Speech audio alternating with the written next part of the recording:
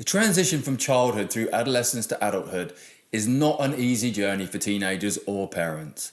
And learning more about how the teenage brain operates can really help parents to understand a teenager's mood and behaviour. So today, I want to share 7 things you should know about your teenager's brain to empower you as a parent and help your teenager on their journey through adolescence. Hello, I'm neuroscientist Dr. Ben Webb, sharing brain advice for a mentally healthy and happy midlife.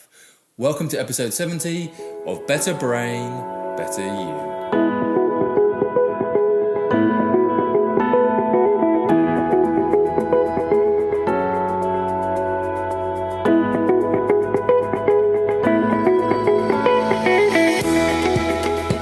Thanks so much for joining me for today's episode on the 7 things you should know about your teen's brain. I want to give you a free video workshop to watch in which clinical psychologist Dr. Zoe Webb and myself talk through how to use knowledge of the teenage brain to understand a teenager's behaviour, how to connect and communicate with them, and how to support their emotional needs as well. And you can watch this free video workshop, How to Parent the Teenage Brain, at ologyonlinecourses.com/workshop. That's ologyonlinecourses.com/workshop. Please do go and watch it. It really is a helpful parenting resource, particularly if you're struggling to connect with your teenager, and it's completely free as well. So the transition from childhood to adolescence is not an easy journey for teenagers or for parents living under the same roof as them. In fact, watching your baby grow from a well-behaved child into an adult with their own ideas about how life works can be a real cause of tension for many families. And learning more about how your teenager's brain operates and using this knowledge to inform your parenting is a really powerful parenting strategy, especially as we can all be quick to forget what we were like at their age. So it's really empowering to learn about what's actually happening in their brains and how this relates to their mood and behaviour. And it helps you as a parent to understand why these changes have to happen and the biological reasons for each of them. So the first thing to know is that your teenager is biologically programmed to strive for independence. It can feel like an act of rebellion specifically designed to hurt us as parents, but actually striving for independence is a biological change in the brain that all animals go through, not just humans. All animals go on this journey to become independent from their families. So for example, in mice and rats, this is at around 30 days in their life, and it's a necessary part of the period of adolescence to become independent from your parents. And to do that, you need to forge your own identity, establish yourself with your peer group, test things out, and explore. So second, taking greater risks with their friends is just part of growing up. In the same way that your teen will naturally strive for independence, which you should support, by the way, they're also more likely to indulge in risk-taking behaviours, especially when they're in an emotionally charged context, like, for example, being surrounded by their friends. So there's a huge amount of evidence that teenagers are really susceptible to peer influence. So if you think about the risks we are worried about teenagers taking, smoking, binge drinking, experimenting with drugs, dangerous driving, they don't do those things on their own. They are taking those risks when they're with their friends. And there's a drive for them to do that because they are particularly sensitive to being excluded by their peer group. So to avoid social exclusion at any cost is their number one goal, and that might result in them being more influenced by their friends than other age groups are.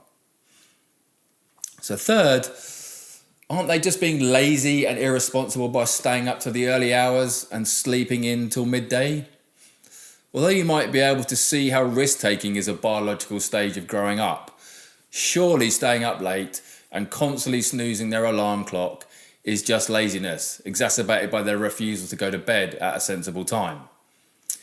Well, from puberty to the end of the teens, their circadian clock is actually programming them to go to sleep and wake up around 3 to 4 hours later than adults. So for adults, melatonin, that's the chemical that helps us sleep, is produced at dusk when the light goes down. But it's produced 3 to 4 hours later during the teenage years. so they are less sleepy in the evenings and are not ready to wake up in the mornings. So asking your teen to get up for school early in the morning is really the biological equivalent of asking you as an adult to get up in the middle of the night.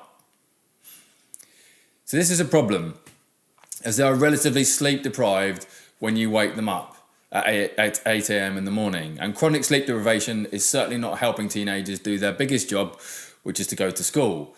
So we know how important sleep is for consolidation of memory and learning. It's all about strengthening the connections between their brain cells, a process which is chemically impaired when they are sleep deprived. So this could also be the reason for the fights too. Sleep deprivation really does make you emotionally impulsive. So fourth, your teen might look like an adult, but it doesn't mean their brain works the same way.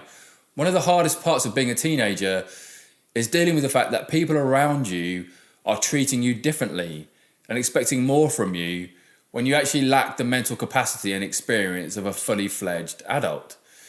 In fact, their brain is completely rewiring itself from back to front throughout the teenage years, and this brain development continues throughout your 20s, something we actually as scientists only discovered recently. So your child, let's say age 14 or 15, might look like an adult and might be taller than you, but that doesn't actually mean they have a completely adult-like brain. Their brain undergoes really slow and protracted development right through the teenage years and into their 20s. So these brain regions that are involved in things like planning, decision-making, self-awareness, inhibiting appropriate risk-taking behaviour and volatile emotions as well. So fifth, you can help their rapidly developing brain by supporting them in their decision-making. So do you feel like your teenager tries to reject any of your attempts to help them? Perhaps you're going about it the wrong way. Don't jump in with advice and solutions. The best way you can help a teenager is to support them to come up with their own solutions by using active listening. So their brains are still developing, so supporting them in their planning and decision making and being sympathetic as to why they might be feeling the way they are and not making the decisions you would make is really helpful and supportive for them. So sixth, don't forget you were exactly the same once. It can be easy to forget with the gift of hindsight that you were exactly the same as your teenager. And if you don't believe this, read back over your diaries if you used to write them. Often you can remember this period better if you wrote diaries.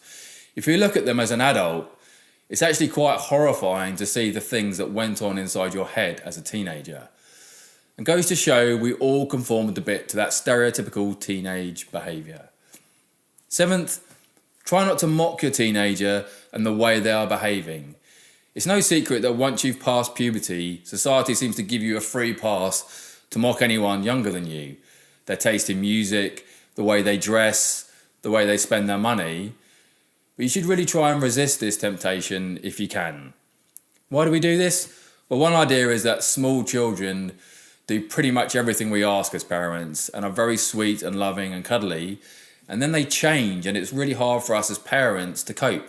We often don't really know how to handle it, so we mock their behaviour. Try and resist this while they're going through this transitional stage of their life and need so much support.